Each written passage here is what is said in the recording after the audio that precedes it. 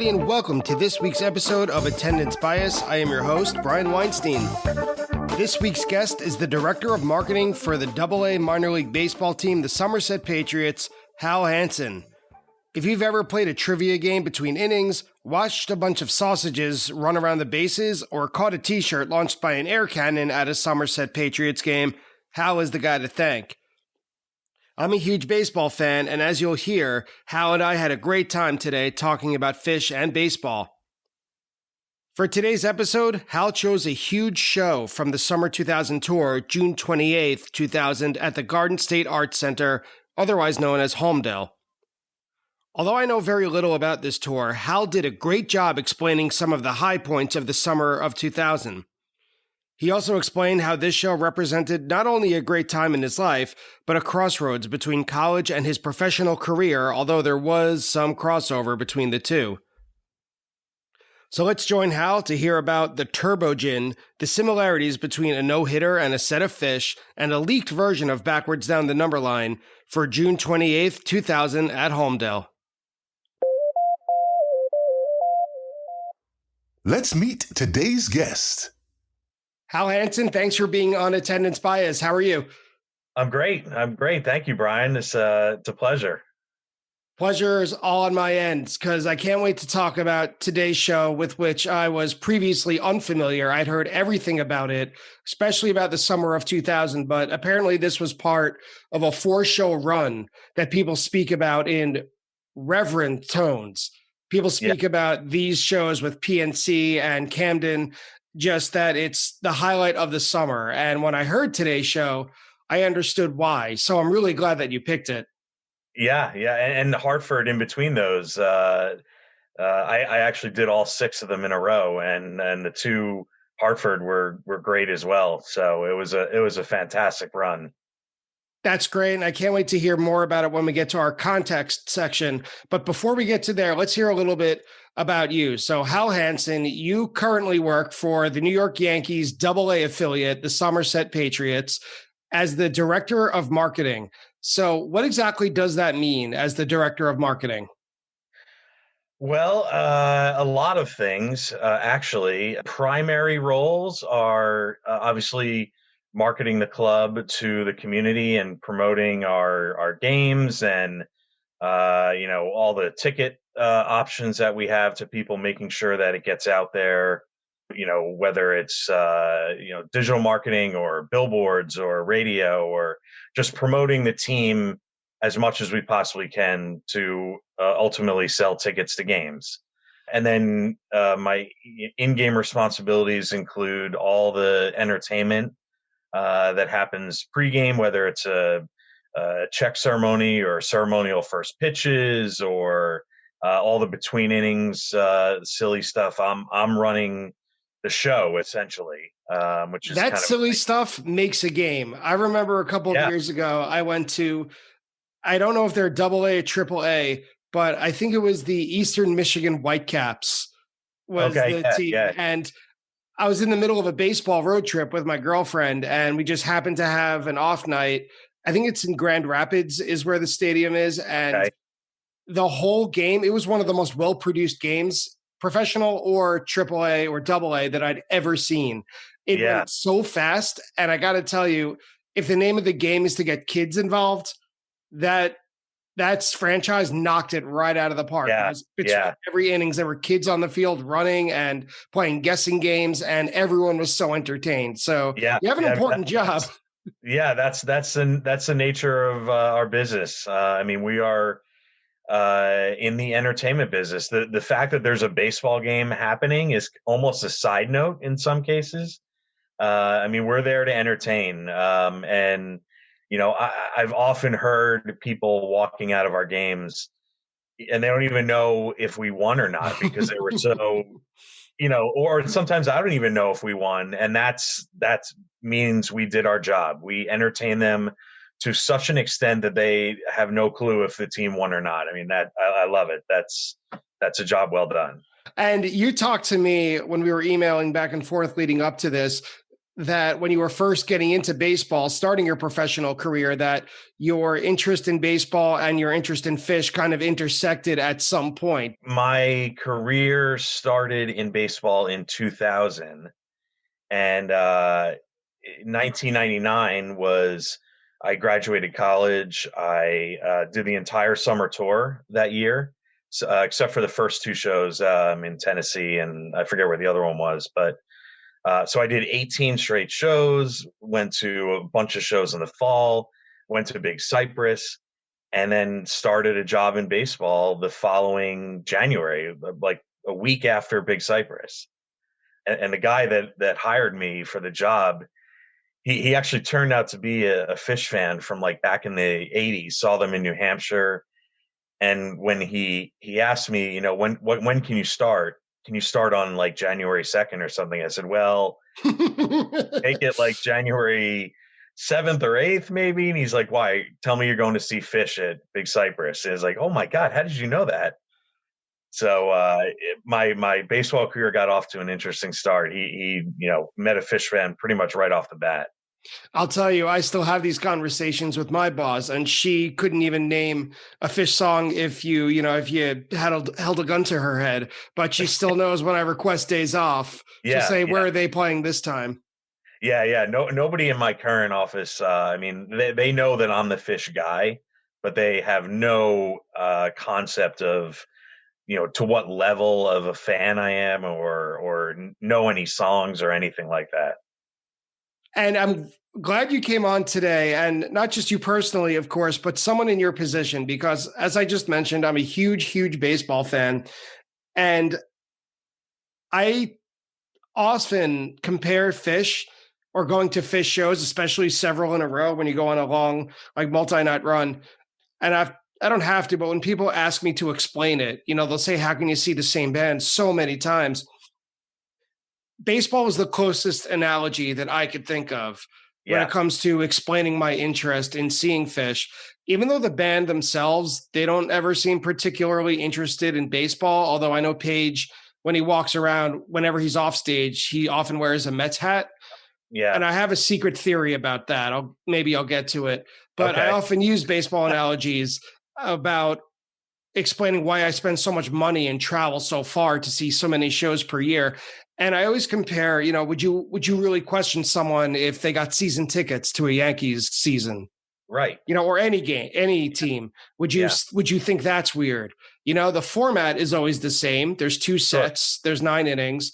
It's the same 4 guys, and hopefully it's the same baseball roster, barring injuries and such. You go on road trips to new venues or to go to away games. It's not that strange for Mets fans to travel down to Philly or vice versa. There's tailgating at both, especially in Milwaukee. If you ever get a chance to go there, they are the best baseball tailgaters anywhere. I've been there. I went there a couple summers ago, and I honestly thought it felt like I was at a Packers game. Mm-hmm.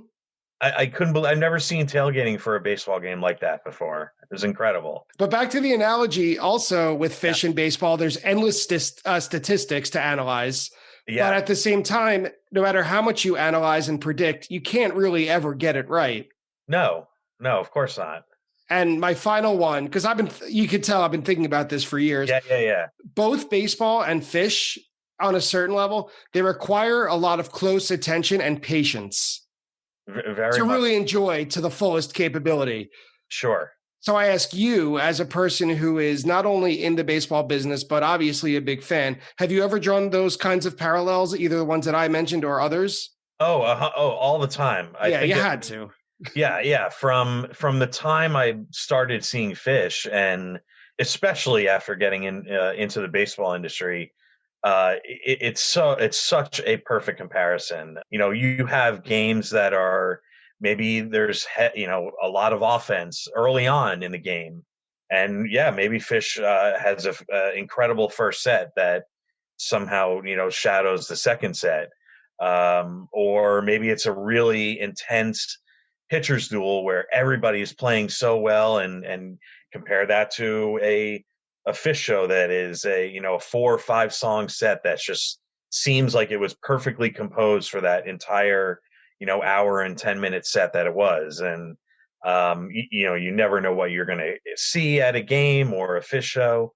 And the statistics, obviously, that you mentioned. I mean, nerding out on baseball stats is, to me, just as fun as nerding out on Phish stats. I could do either one for hours. And there are emotions that come in both. I remember in San Francisco at the Bill Graham in 2016, they played 3 nights. And on the third night, they opened the first set with a whole bunch of rarities. What I would call, with a capital S, a special set. Sure. They opened with Demand, which I had never seen before. I couldn't believe they were playing it. And they went through, I think, I'm going to butcher this a little, but Alumni Blues and a lot of different songs that you don't usually hear. And by like the 4th song, I was thinking, this is what it must feel like to witness a no-hitter. Every next song that they start, are they going to play something typical that I've heard a billion times, or are they going to play another rarity? And I could feel my fingernails gripping into my palms in between during the silence in between the songs. And it's like watching Jacob deGrom, throw a no-hitter. Sure. Yeah, that's a perfect comparison. And so your team is based in New Jersey. Did you also grow up in New Jersey? Is that where you're from? I did, yeah. I grew up in Union County, which is only about a half hour away from the ballpark. It's only about a 40 to 45-minute train ride in to New York City. It's an hour and change to Philadelphia. So I mean, for somebody who saw Phish in the mid-90s and got into live music in a big way, I mean, the location I'm in is just tremendous. Just, so many different options that are within reason to get to. It's a great spot. And when was your first Phish show? Where was it also? First show was 7/2/94 at the then Garden State Arts Center in Holmdel, which has been the site of obviously the show we're talking about today. Mm-hmm. But I've seen probably 7 or 8 shows there now, in addition to many, many others. I love the Garden State Arts Center. I still call it that because the first time I was, the first time I was there, I think was 1996. I saw the Who on their Quadrophenia tour when they made a big comeback to tour with Quadrophenia. And I was, I think, in 8th grade or 9th grade, maybe. My dad drove me and my friend. And I remember thinking, this is so close. I grew up on Long Island. So it's about, with no traffic, and the gods are smiling, it's about an hour flat, maybe an hour plus 10 minutes or so. It's not that far. It could take a lot longer to get to Yankee Stadium from where I grew up. We were on the lawn, and I insisted getting really up close and up to the front of the lawn. And I think it's a really nice, if a little generic, summer shed. I wouldn't say there's anything really too unique about it. The convenience factor was what drew me and a whole bunch of friends in. I mean, it's right off the Parkway. Yeah. And it's a 25-minute ride from where I grew up. I mean, it could not have been easier. It just was so convenient. There are other sheds that I've been to that have better sound, or they're more beautiful aesthetically, or have better options for concessions, whatever you want to say. But the Art Center was just a factor of convenience for growing up. And that show that you mentioned, July 2nd, 94, that was them headlining, or were they part of like a Horde tour sort of thing? That I believe that was their first headlining show there. They had played there before, but it was part of Horde. I'm 99% certain that was July 2nd, 94 was their first headlining show. Yeah, because I think they also played Jones Beach that July, maybe just a couple days before or after. And that must have been one of their first headlining shows or headlining tours of those kind of outdoor amphitheaters. Yeah, it must have been. What do you remember from that show? Man, it was a long time ago, granted. It was a long time ago. I remember from the second of pulling into the parking lot, of just kind of a reaction of whoa. This is I still feel that way. Yeah, this is very different than anything I have seen before. How old were you at the time? So this was summer of my junior year of high school. So I guess I was 17 at that point, probably. Um, and I mean, it was an onslaught of the senses in every sense of the phrase. I mean, the sights and the colors and the smells and the people and the tailgating and the drums and uh, devil sticks, those things that were popular way back in the day. Like, I mean, it was just everything about it was a circus. That's and the two friends that I went with, it was their first time seeing Phish as well. So the three of us were just kind of walking around, just barely able to blink because we didn't want to miss any of the stuff around us. And Uh, any music or any song performances that stuck with you from that show? Or is it yeah, just a big blur? I'm gonna botch this, but they played Rift. I had literally just bought the Rift CD from a friend for $1 because he was selling a whole bunch of CDs, and I knew I was going to see them. And I was like, "Oh, let me get that. I got to listen to this band before I go." And I took very quickly to the song Rift, and then sure enough, they played it that night, and I thought, "Oh, this is great. This is the band's playing one of my favorite songs by them already." I remember they played Highway to Hell, and that was one of the only songs that I knew other than Rift and maybe one or two others. The whole thing, it was a blur, and it was feeling like I was in a state of shock the whole time. And if you only knew Rift or a couple songs heading in, how did you get into Phish? What led you to that concert?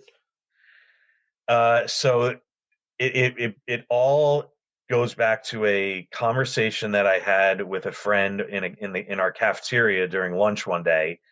The Garden State Arts Center had released their schedule, and in 1994, they're printing it in the newspaper in the Star Sure. Ledger.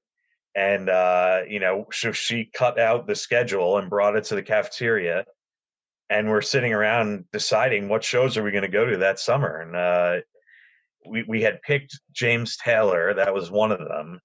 And then we got to July 2nd, going down the calendar, and she's like, "Oh, this band Phish, I've heard they're really fun. Do you want to go see them?" And I said, "Yeah, sure, why not? I'm up for a good time." And that's literally how it happened. Like, it was just totally random. Okay, yeah, I'll go see them. And buying the CD for my friend later on, and then the show. And that was it. It was over at that point. When was this show played? So this was in the summer of 2000, and I've mentioned several times on this podcast that I'm pretty delinquent in my knowledge of summer 99. Although now, after having however many episodes and so many guests picking shows from that era, I've become a lot better with 99. Summer 2000 is still kind of elusive for me. Yeah. So I'm going to ask you to take over and tell me a little bit about what you remember about that era, because mostly what I picture when it comes to 2000 is a lot of swirly synthesizer sort of Trey playing with his pedals, a lot of farmhouse songs, and not much in between. I think that's fairly accurate. I remember of there being a lot of high energy in those shows, particularly the six that I went to in that stretch, because like you said, there was farmhouse. So now we have First Tube entering the mix, and Jaboo and Sand, and all these rhythmically upbeat songs that are adding this jolt of energy into Get back on the train also. Yeah, exactly. So I remember just, I don't know, I guess I kind of remember feeling like I maybe, this is going to sound weird, but like dancing a lot more than I ever had at shows because of these songs that were mixed in. And there were definitely Trey had those toys he was playing with in 99 and a little into 2000 where things got spacey and a little strange. But I overall, I just remember the at the Art Center at Hartford and Camden, just a lot of energy. I don't think it's a surprise when you say that you were dancing more. I don't think that's unusual when, as you mentioned, when you consider the song selection. I mean, they would play Sand, it seems like every third show. And when you think about that bass line, the Tony Markellis effect, basically, Sure, of sure. not quite a rave, but a single bass riff being played for like 22 minutes straight, without a break, it gets to you. It gets in your soul. And by this time, Mike was turned all the way up. No, yeah, and especially with this show and the Bathtub Gin that we'll get to, and the next night, the Drown Rock and Roll, the Great Sand that was on July 3rd. I mean, there's a lot of upbeat, dance party stuff that entered the repertoire. And so you told us about oh no, that was about your first show. How did you decide to get to this show? Where were you in the summer of 2000 that led you here? So summer of 2000 is the, as I call it, this is the 2.0 of my Phish career, beginning with summer 2000. And the way I'm framing that is 1.0 was before I got a full-time job in the baseball industry, and 2.0 is after I got a job in the baseball industry. So starting with summer 2000, my summer tour plans were all based around my baseball schedule. I have to work every game unless there's a funeral or a wedding or something of that magnitude. It's sometimes it works and sometimes it doesn't, and I just got to roll with it. I'm nearly 20 years into this career now, so I've learned to accept it. I feel the same way as a teacher. I just kind of made peace with the idea that I'll almost certainly never go to Dick's, because the school year begins some years literally the day after Labor Day. Sure. And the beginning of the school year is extremely stressful. And I know that one day of travel in between a 3-night Phish run and having 30 12-year-olds, in a seat who don't want to be there, that's just a recipe for disaster. Yeah. So I've just made peace with it. Yeah. So have I. I mean, it was rough in the beginning. It's funny, in 2000, I was able to do those 6 shows in a row from Holmdel through Camden. So at that point, I'm like, wow, this is great. I mean, maybe this is, it's going to work out like this every year. Yeah. It hasn't even come close to that. So I find myself taking advantage of opportunities a lot more, or maybe being a little more aggressive in my travel. If there's if I get, screwed on the local shows, I'll go fly somewhere in the summer and just go pick a random weekend to check them out. So how did you get tickets for this show? We went to the Art Center at about maybe 4 or 5 in the morning. The day of the show or the day of the on sales? Day of the on sale. I don't recall if there were online sales. There had to be at that point. There had to be. I mean, I remember, I don't know about like Ticketmaster.com. That still may have been a little bit farther away. I don't know if e-commerce was quite there yet.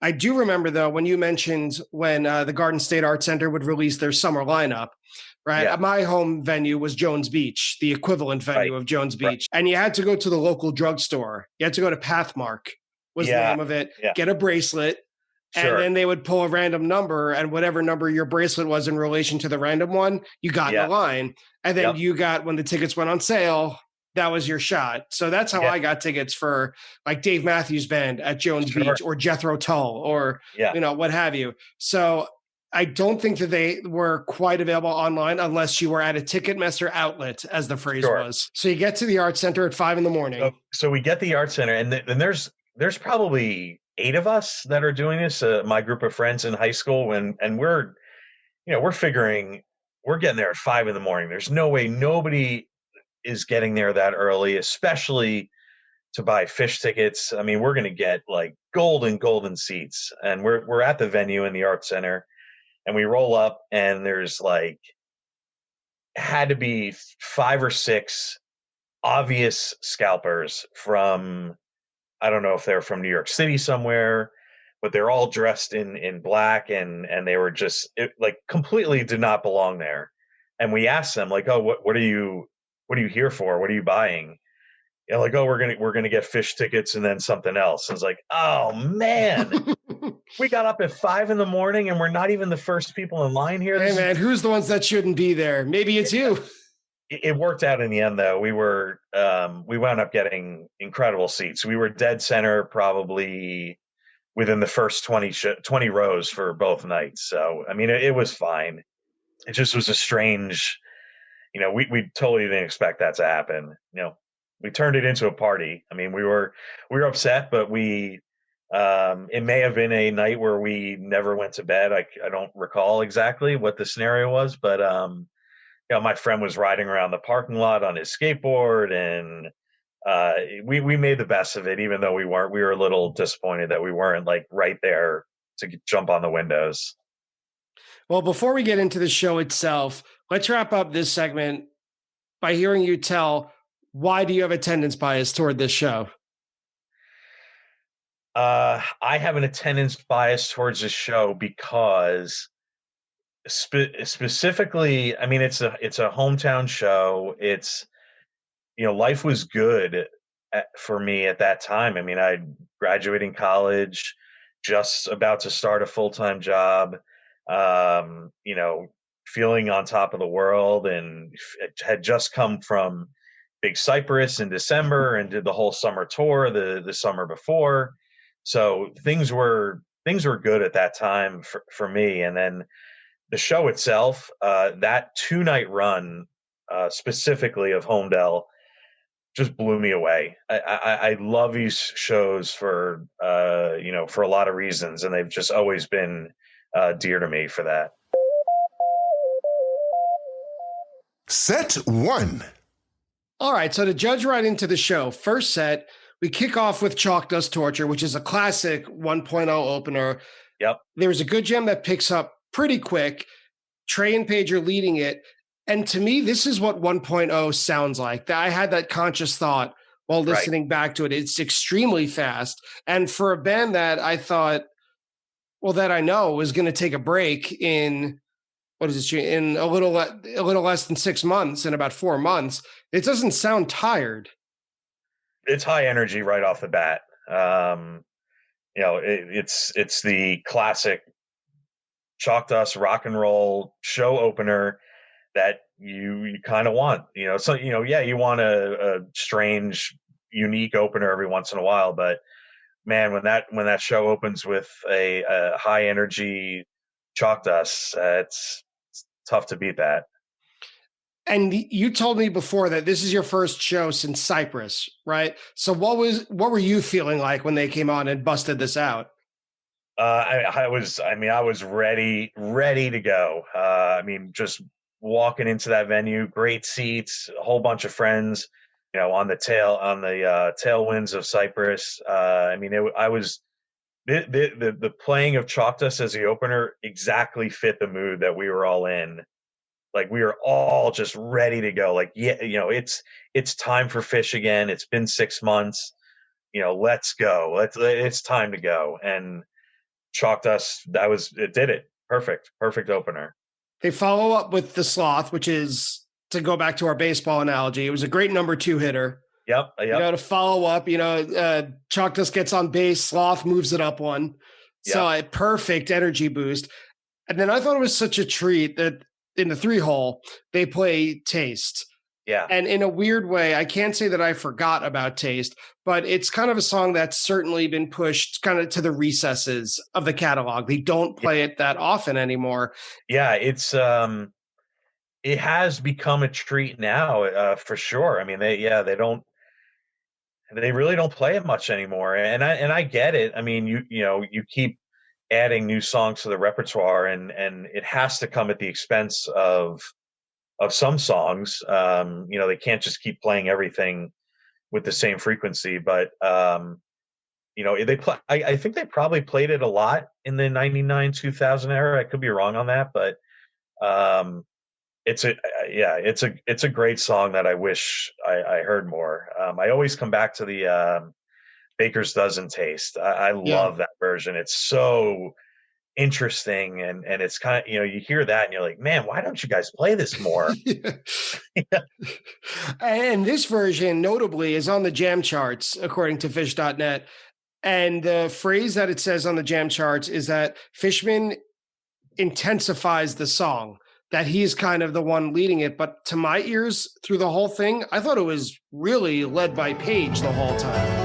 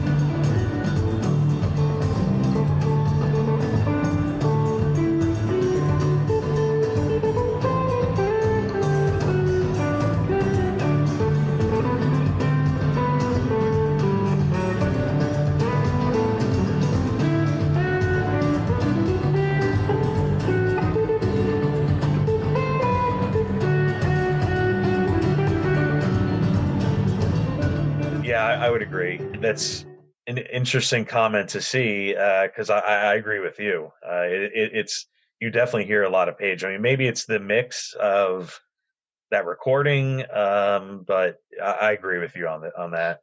There's no problem hearing everybody on the next track, which Correct. is when you hear about this show, June 28th, 2000, if you know nothing else about it, you've almost certainly heard about Bathtub Gin from this show. So looking at the set list, you know, in the spirit of being a completionist and knowing since we're reviewing the entire show, of course I listen, but I'd be lying if I didn't keep glancing over and seeing how much time is left in Taste. I want to get to this Bathtub Gin. Yeah. No, wait. No, let me ask you before we talk about this. Had you heard this version before? Not that I remember. Oh, wow. Unless I heard it on like Phish Radio or something. Sure. I've never made a concerted effort to listen to a lot of 2000. I remember at the time, it was really hard for me to find tapes of 2000. Yeah. For whatever reason, 99 and 2000 just kind of escaped me. It might have been that this was the time that a lot of recordings were making the jump from analog to digital.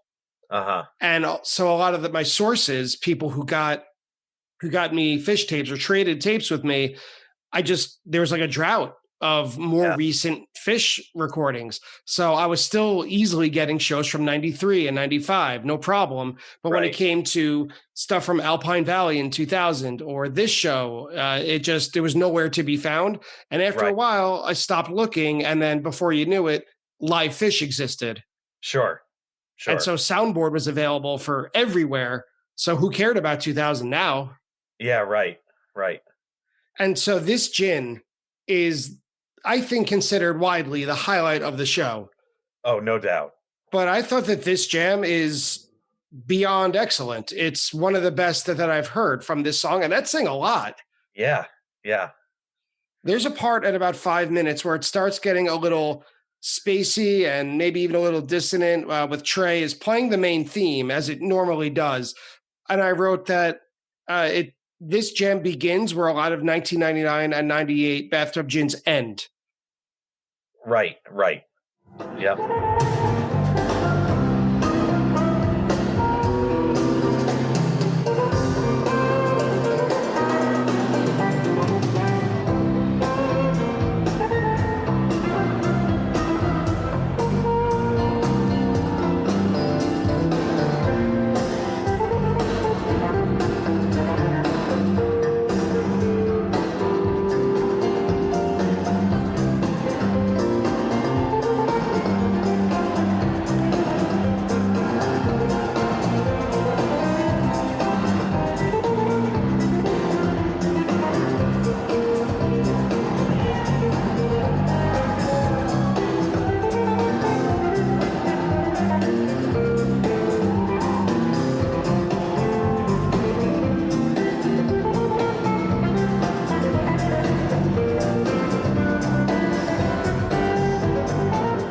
There's a straight ahead vamp.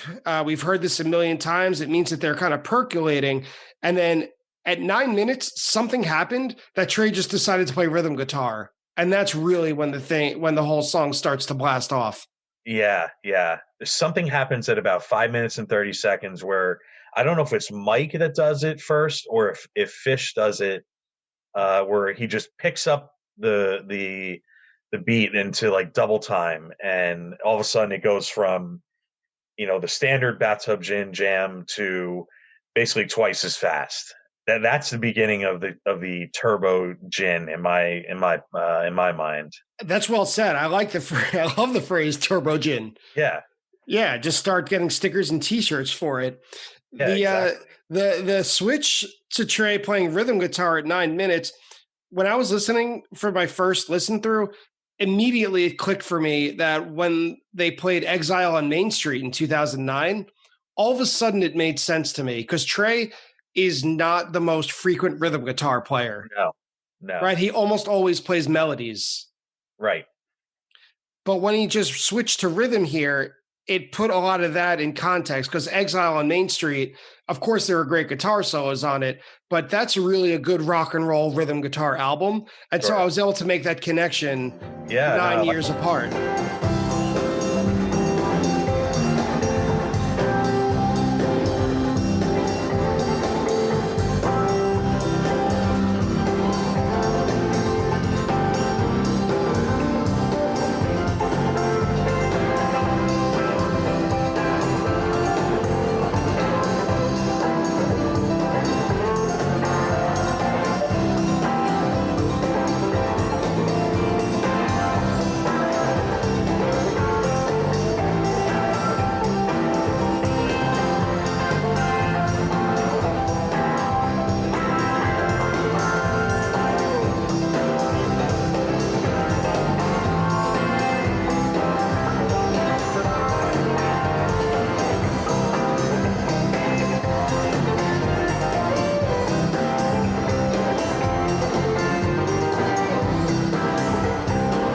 like that.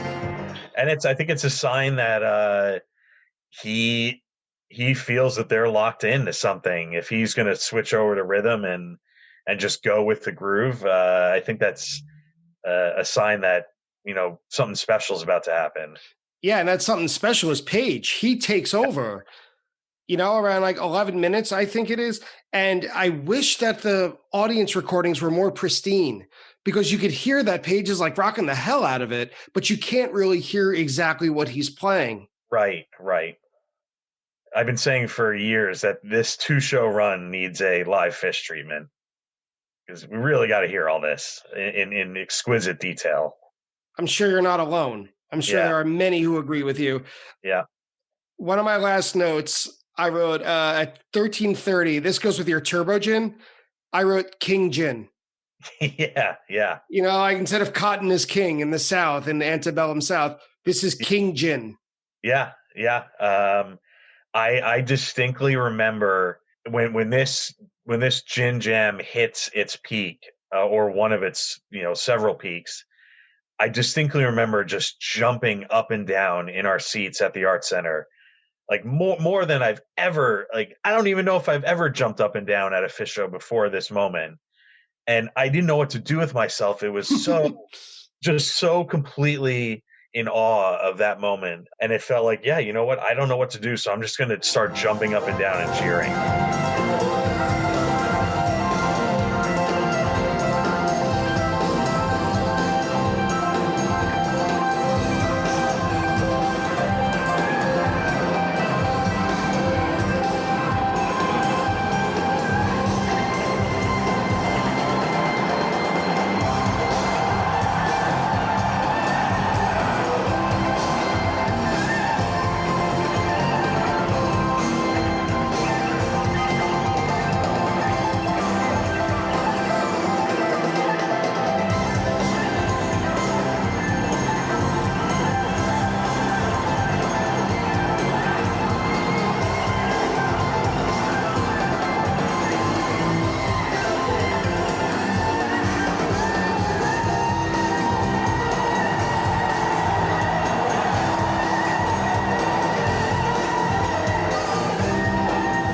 I've had a number of those freakouts too. I have to ask, do you have any others that come to mind where you're just totally blown that there's so much kinetic energy in your body you don't know what to do with it?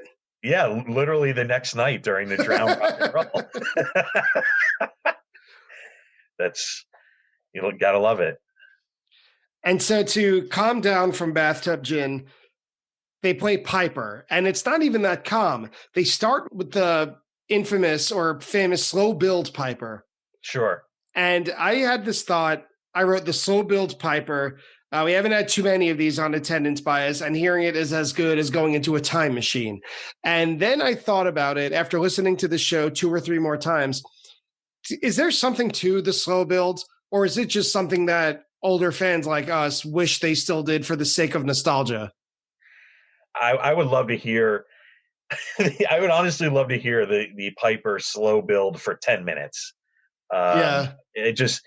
I don't know. There's something about that progression of it gets a little faster and it gets a little, they start playing a little louder. I don't know what it is. It's something about it. It's not, it's not just play the slow intro for the sake of doing it. It definitely makes the song more exciting the more they draw it out, in my opinion. I wonder if it's the space in a slow build where we were just talking about how Page gets lost in a mix sometimes. Maybe not in these days, maybe not now in 2021 because their sound is so dialed in, but maybe it's that. Maybe that you could hear each instrument so distinctly when they're playing slow and spacey as compared to a little bit later in this Piper that it's mostly washy cymbals, some dissonance. Mike sounds like he's holding on for dear life when this really hits his peak. And Fishman plays very fast. And again, Page gets lost in the mix. Yeah. Yeah. Pipers for me, sometimes they get a little too messy too quickly. Yeah. And they eventually will get to a point where you say to yourself, man, this is a damn good groove they got going here. Or, a really nice, like catchy, jam out of it. But, that messy, that rush out of the intro into messy Piper, I feel like the same thing happens with Light. Sometimes they rush the jam all the way into chaos right away. And then eventually they find their way out of it. Yeah. It's not among my favorite segments of what they do. And then by the end of the Piper, we're already at the end of the set. It's just under an hour, and they close it with what I thought was a very curious choice with If I Could. I loved this in the moment. I do very distinctly remember this, and it's partially because If I Could was one of my favorite songs at the time, and I heard it at one of my first shows, June 28th, Jones Beach, 95. And I hadn't heard it since. It had been something like 65 shows since I've heard it. And, when you're getting to the end of a first set and you kind of have an idea, okay, this is going to end any pretty much right, any song now. And they start that, and it almost knocked me over in my seat because I wasn't expecting it at all. I was so happy to hear it. And it was it's a great version. I mean, just beautiful guitar work by Trey. And it floored me. It hasn't happened very often where, they almost knocked me over into my seat. And you and I, we found out in preparing for this recording, had a shared moment. Yes. We didn't know this, that they closed this first set of this show with If I Could. And then fast forward to 2009, I think it was June 2nd, 2009. And they closed set 1 with If I Could at Jones Beach, which at the time I loved it. It was those 3 nights at Jones Beach were so rainy and overcast and pretty gross. Yeah. But the rain stopped toward the end of the first set, and they were playing If I Could with such practiced vocals. You could tell that they practiced it, that they tuned it in. And it was so beautiful. And then when they stopped playing, when they said that was the end of the first set, I felt like I don't know, like something was cut short, even though the set in 2009 was an hour and a half. Right. I thought that it was a strange note to end set 1. Did you feel that way in 2000? No, I was thrilled that they walked off stage after that. It just it's hard to describe. It probably sounds ridiculous to say that, If I Could is a great first set closer, but for me at that time, having not heard it in 5 years and 60 something shows, and having them play it so well. I mean, the Trey's solo was just fantastic.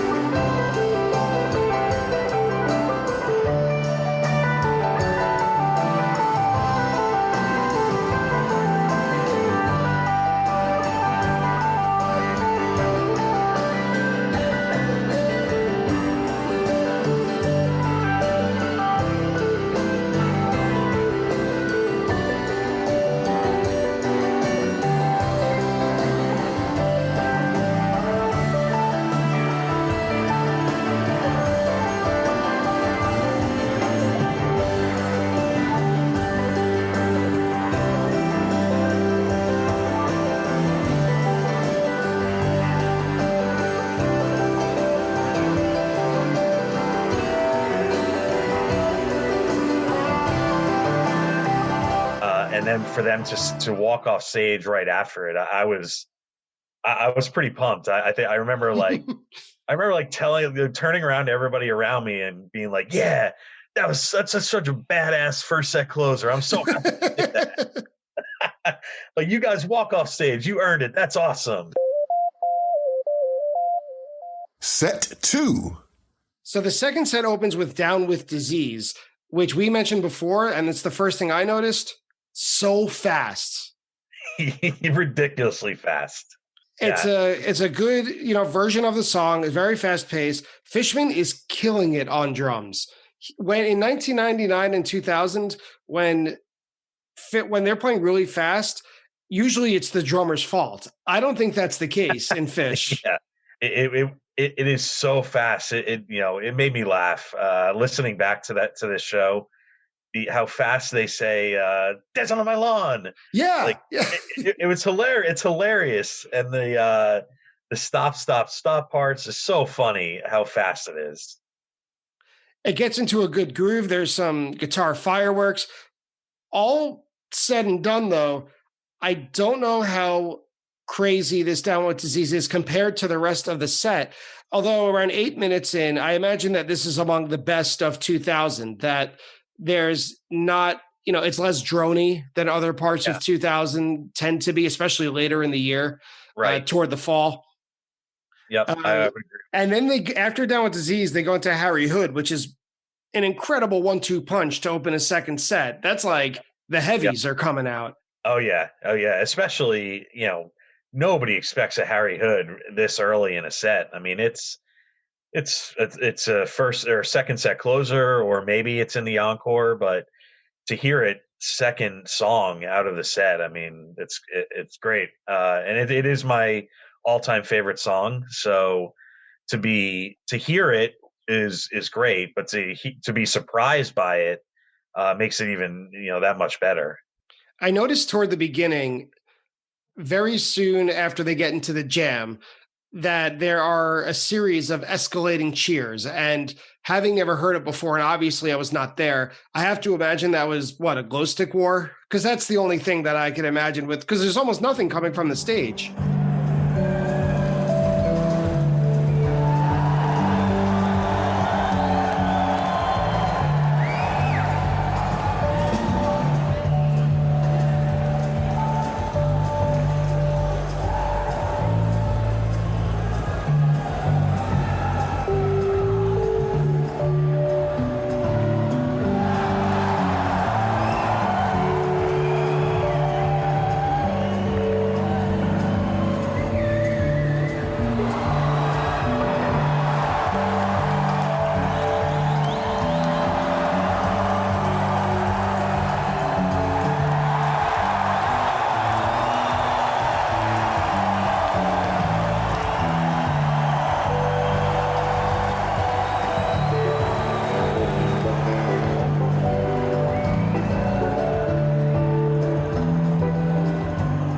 Right. Yeah, it's pretty quiet at that point, and I didn't recall personally. So I went back and looked at some reviews on Phish.net, and it seems like everybody was saying that Trey was throwing glow sticks back at the crowd, and that's what everybody was cheering about. And now, having read that, I tend to vaguely remember something like that happening.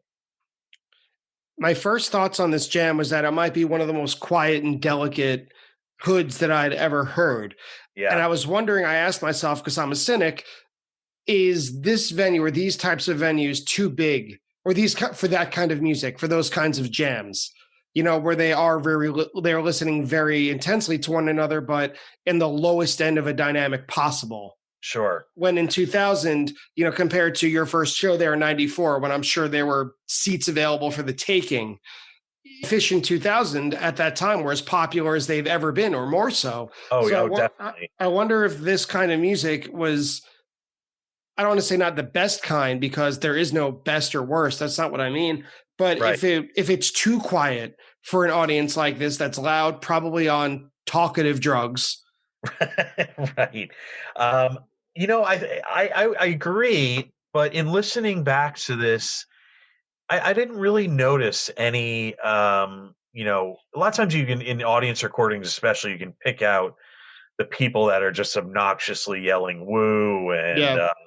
and cheering and like yelling out song names and all that nonsense. And you can't really hear much of that during this quiet part of Hood, which I don't know. Makes maybe I get your point that at this point maybe these sheds are too big for stuff like this, but it seemed to go okay, at least on that night and that version. Well, that's good. That maybe the versions of this kinds of music that I heard is the exception and not the rule. Yeah, yeah, Admittedly, I haven't listened to a lot of stuff from 2000, so I'm not speaking as any sort of authority, just based on my personal experience. And the right, personal right. experience I'm basing on is the version of Drowned from September 14th, 2000 at Darien Lake, which was so quiet and delicate that I barely heard a thing of what was going on. Yeah, So that maybe that's not the best barometer to measure delicate ambient music versus loud chatty crowds. yeah, right. So after Hood is over, they go into Jaboo, and my first thought was, yes, it wouldn't be summer 2000 without "Got a Right, Jaboo." It right. probably was the song of the summer.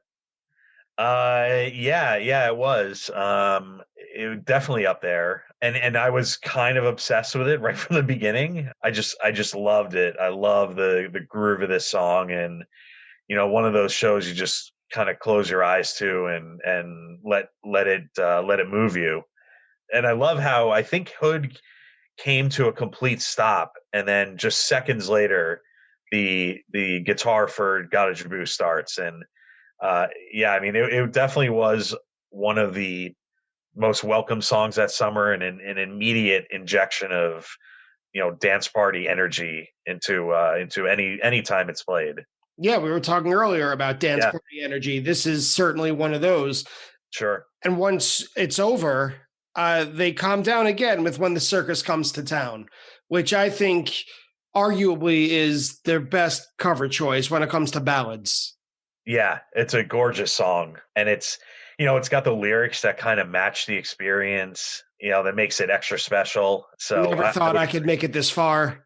yeah. When the circus comes to town, I mean, it's Yeah. just it feels like it's describing the Phish experience, and describing someone's own personal experience of getting to that point, wrapped up in a beautiful song. Next up, which is kind of the beginning of the end of the set, is Mike's song. And I know that Bathtub Gin gets all the glory and the Yeah, headlines of the show. I thought the jam and Mike's, that's my favorite of the show. yeah. I had forgotten about how good this Mike song was until I did a re-listen, in prepping for today. It is a great Mike song, with the rhythm and funk groove that they hit early on, to that like sinister repeating jam later on. I mean, it is a great version. Yeah, Trey again goes back to the rhythm. Yeah. There's a Yep. part in Mike's song when he just plays the main riff over and over again, but he doesn't. There's a part where he just plays his rhythm guitar, he plays the chord equivalent instead. And I'm all about it because it leaves Yeah. room for Page, who again is underrated in these, or at least difficult to hear. That part at the end that you mentioned, that kind of escalating jam that repeats over and over again, it reminded me of when a little kid goes on a Disney ride, and it's a sound that like a spaceship would make, like Okay. like Yeah, to, yeah.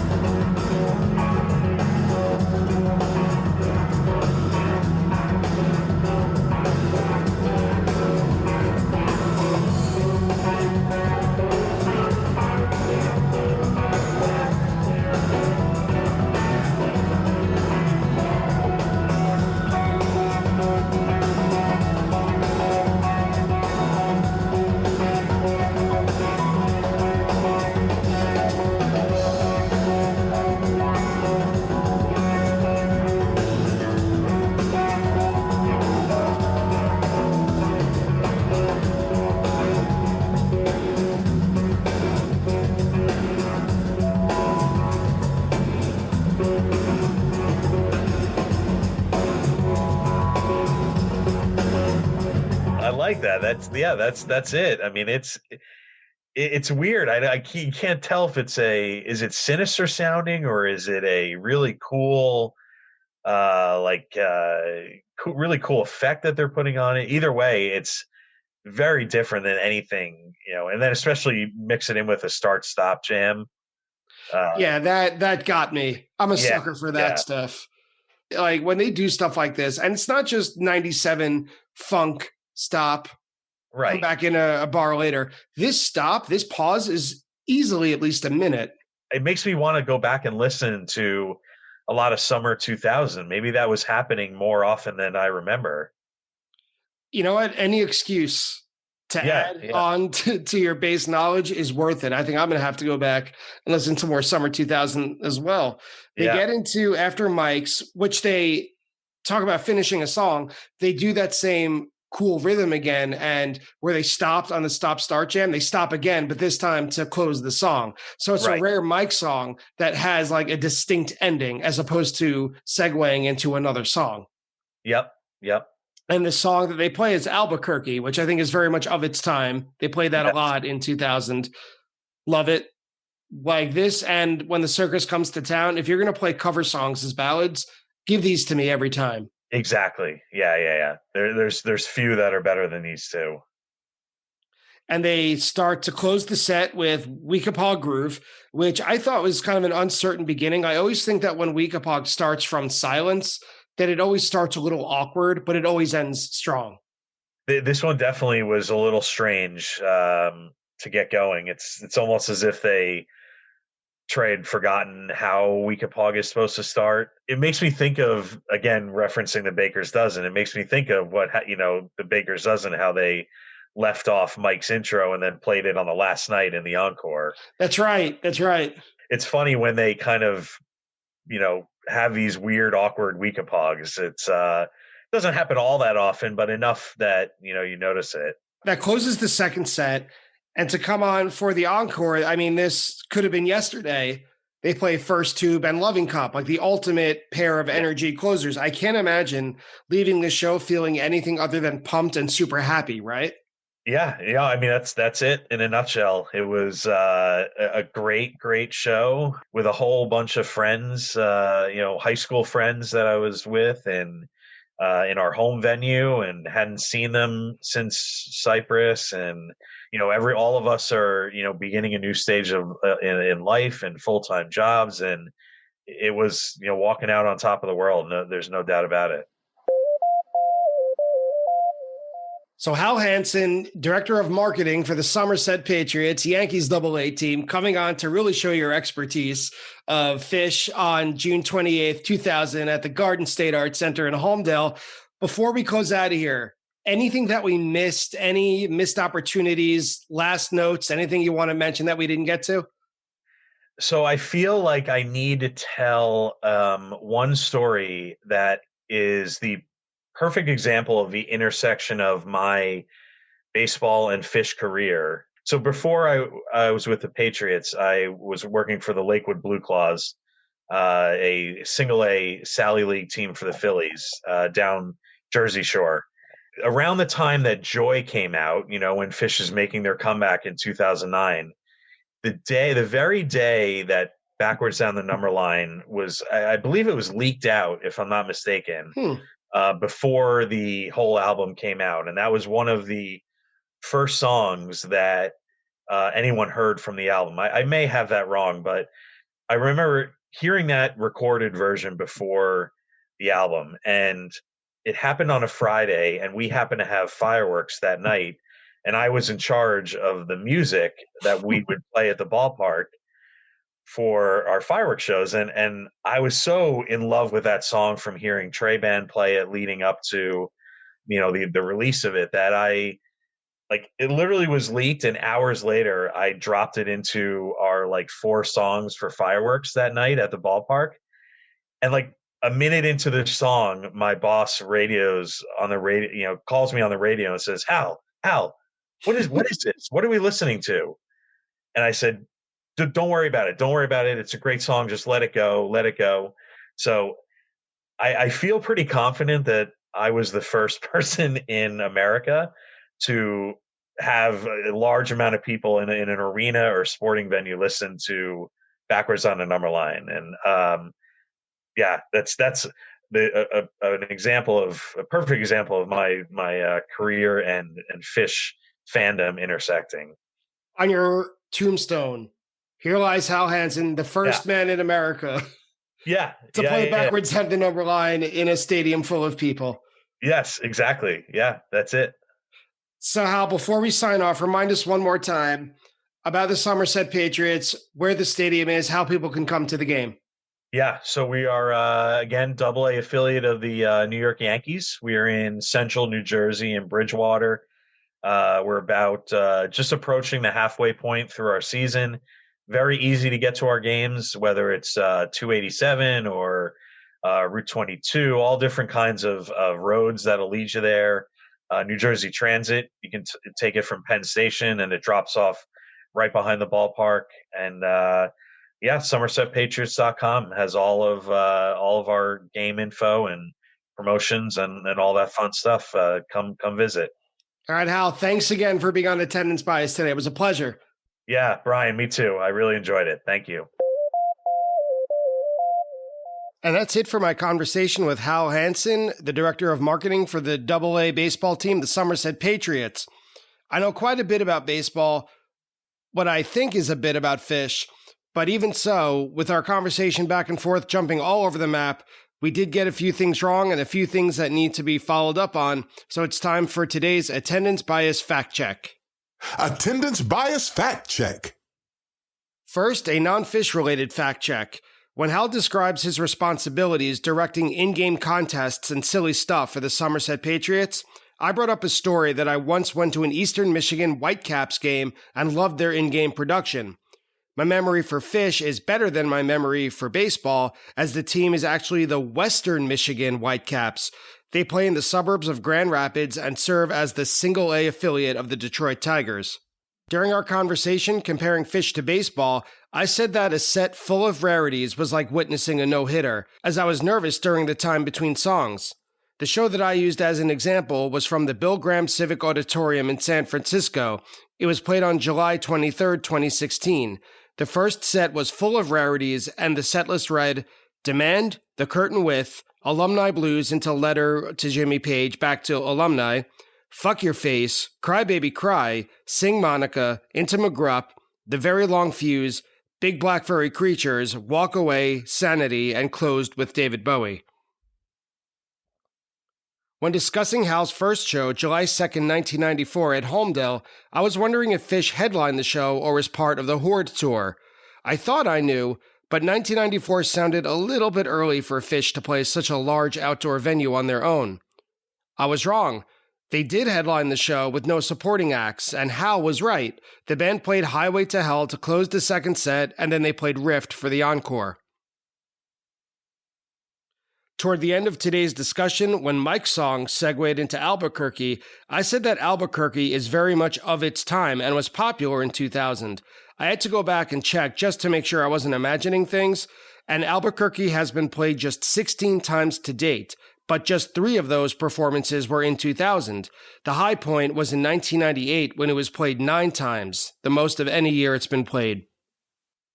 And that's it for today's episode of Attendance Bias. I'd like to thank Hal Hansen for joining me today, Phish.net for everything they do and providing all the information for the fact check, and Phish.in, Fishin, for the recording used in today's episode.